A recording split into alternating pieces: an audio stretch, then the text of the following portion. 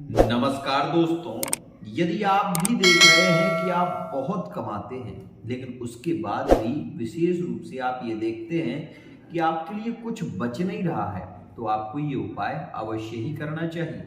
आज का यह उपाय बहुत ही ज़्यादा प्रभावी है। अगर आप इसको करते हैं तो आप ये देखेंगे कि आप अपने खर्चों की भी पूर्ति कर पाएंगे, साथ ही अपने जीवन के लिए, आगे के लिए कुछ बचा भी पाएंगे। मित्रों, कई बार ऐसी स्थितियां होते हुए मैंने ज्यादा देखी है। क्या कि पैसा बहुत कमाते हैं, पैसा कमाते बहुत हैं लेकिन हाथ में पैसा रुकता नहीं। कई लोगों के मुंह से सुनने में आता है कि गुरुजी कमाते तो बहुत हैं लेकिन पैसा पास में रहता ही नहीं है।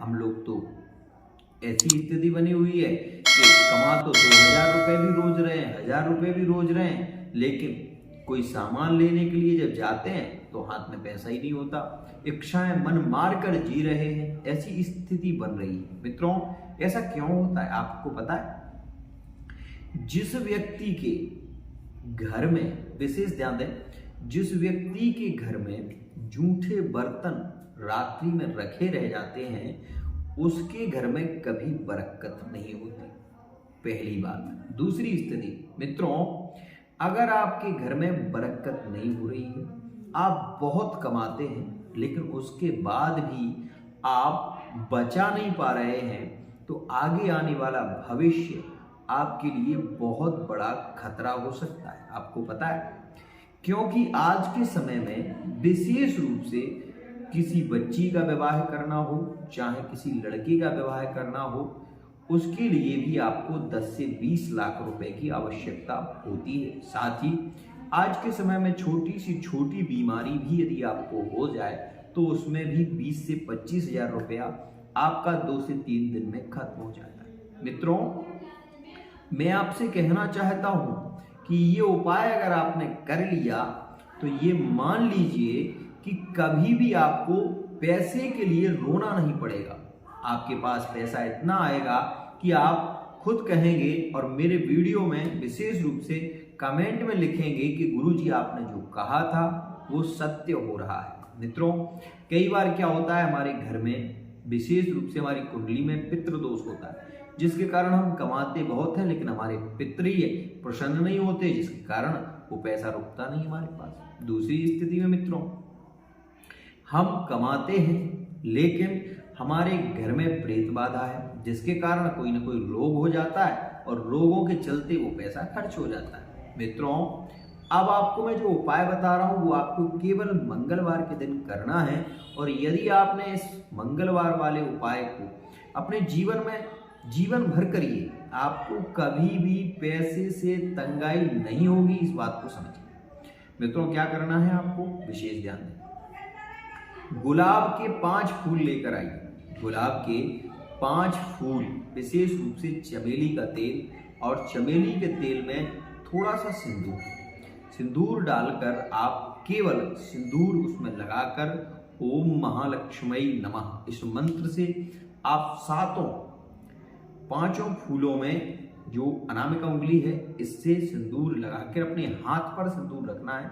उसमें थोड़ी सी बूंदें उस चमेली के तेल की डालनी है और डालने के बाद उसे हाथ से ऐसे मलना है, और आपको हाथ से मलते मलते क्या कहना है, महालक्ष्मी नमः, ओम महालक्ष्मी नमः, ओम महालक्ष्मी नमः। इस मंत्र से आपको विशेष रूप से 11 से 12 बार इस मंत्र को बोलना है। उसके बाद मित्रों, अपने इस हाथ से, क्योंकि इस हाथ में विशेष रूप से दोनों हाथों में तीर्थ होते हैं, इस बात को समझिए। एक वीडियो मैंने पहले भी डाली थी कि हाथों में तीर्थ होते हैं, तो यहाँ पर जो तीर्थ होता है उसे हम देव तीर्थ कहते हैं। ये जो उंगली होती है यह देव तीर्थ की उंगली मानी जाती है। तो इससे जब हम चंदन लगाते हैं मित्रों, तो यहाँ से जो आप 5 फूलों में जो चंदन लगाएंगे, जो सिंदूर लगाएंगे, उसके बाद मित्रों वो 5 फूल, विशेष ध्यान दें, वो 5 फूल आपको हनुमान जी के मंदिर में चढ़ाने हैं। और मित्रों, 5 तुलसी के पत्ते आपको लेकर आना है और उस पत्तों पर आपको राम राम राम लिखना है। 5 पत्तों पर तुलसी के पत्ते मंगलवार के दिन, और ये 5 फूल आप चढ़ाइए। आपके जीवन में कभी धन से संबंधित कोई समस्या आ जाए तो मुझे लिखकर बताना आप कि गुरुजी मेरे पास पैसा नहीं रुक रहा। ये बात मैं अपने दावे के साथ में कह रहा हूं, क्योंकि मेरी भी एक दिन ऐसी ही स्थिति थी और आज मैं यही करता हूं और इसी से आज मैं भगवान की कृपा से समृद्धि है, हर प्रकार से लाभकारी स्थितियां हैं। ये उपाय मैंने खुद भी अपनाया और लोगों को भी बताया। मित्रों, दूसरी स्थिति, कभी भी हम क्या करते हैं कि अपने घर में कपूर जला देते हैं। कपूर से आपको पता है क्या होता है? केवल अकेले कपूर को जलाने से नेगेटिव एनर्जी जल्दी शीघ्रता से आती है। कपूर को कभी अकेला नहीं जलाना चाहिए। पूजा में जला रहे हैं वो बात एक अलग है। कभी कभी कुछ लोग बता देते हैं कि कपूर से आरती कर दो, लेकिन कपूर से मित्रों आपको ये पता होना चाहिए, जब भी कपूर से आरती होती है तो उसमें थोड़े से चावल डाले जाते हैं। क्यों?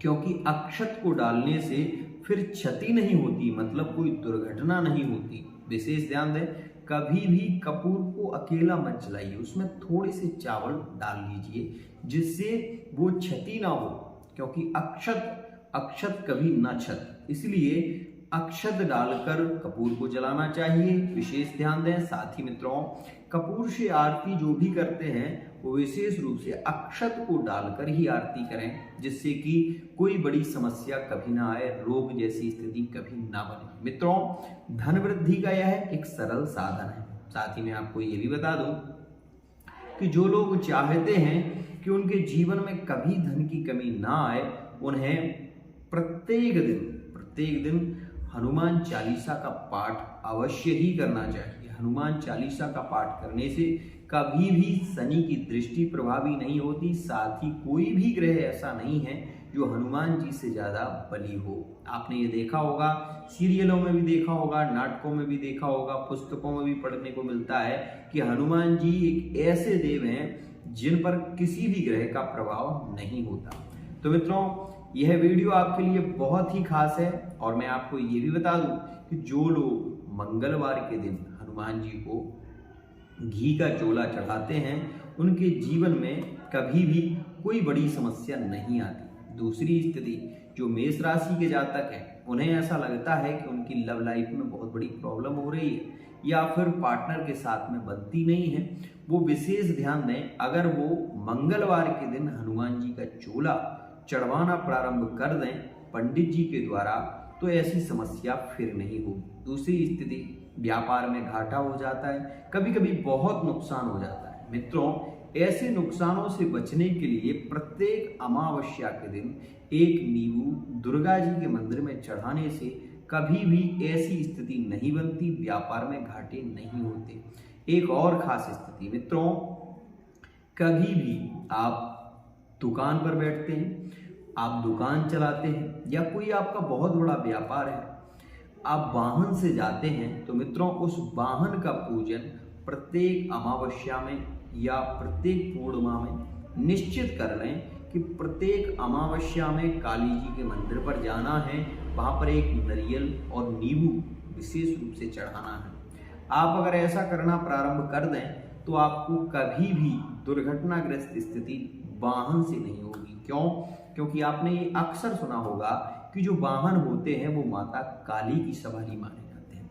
इसलिए जो लोग माँ काली की भेंट विशेष रूप से प्रत्येक अमावस्या को देते हैं, उनके कभी एक्सीडेंट नहीं होते, उन्हें कभी दुर्घटना जैसी स्थिति का सामना नहीं करना पड़ता, उनके जीवन में कभी भी ऐसी स्थिति बनती नहीं है। जो प्रत्येक अमावस्या के दिन माता के मंदिर में पान, सुपारी, नारियल और चुनरी चढ़ाते हैं, उन्हें कभी जीवन में, मित्रों लिख कर दे सकता हूँ उस बात को मैं, कभी जीवन में उनके एक्सीडेंट नहीं होते।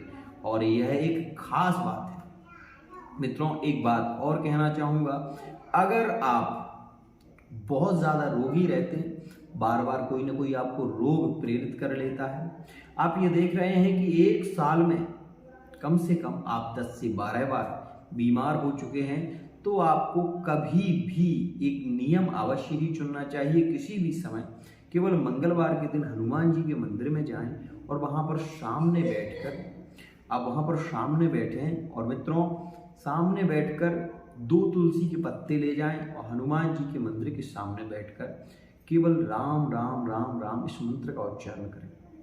आपको ये पता होगा कि एक बार शनि गए थे हनुमान जी के पास में और बोले कि मैं आप पर साढ़े साथी में आने वाला हूँ, इसलिए आप मुझे स्थान दें।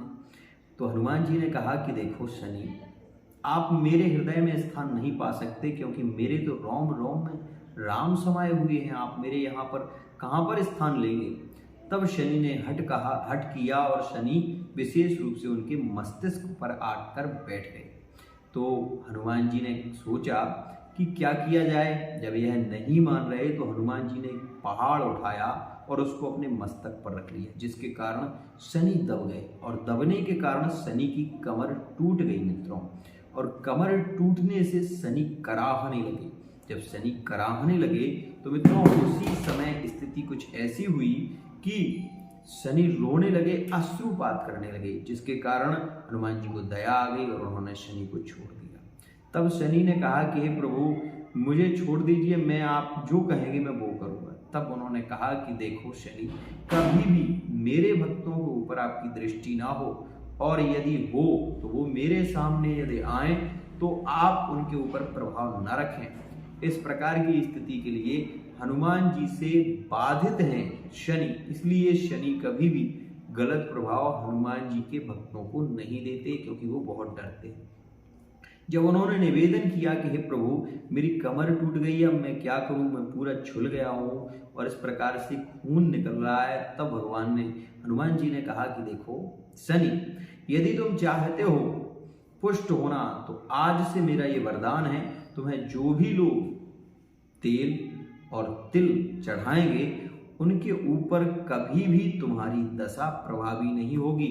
और यही कारण है कि शनि के ऊपर तिल और विशेष रूप से तेल चढ़ाया जाता है। तो मित्रों, यदि आप चाहते हैं कि विशेष रूप से आपके सामने कभी भी ऐसे संकट ना आए, रोग आपको ना बढ़े, तो आप तुलसी के पत्र में राम बसते हैं, और तुलसी पत्र भगवान श्री हरि को बहुत प्रिय है, इसलिए तुलसी का पत्र रखकर आप 5 परिक्रमा लगाएं और उस तुलसी के पत्ते को खा लें, विशेष रूप से निगल जाएं, क्योंकि तुलसी का पत्ता चबाया नहीं जाता, इसलिए सीधा उसको गटक लें। आप ये देखेंगे कि भयंकर से भयंकर रोग भी नष्ट हो जाता है।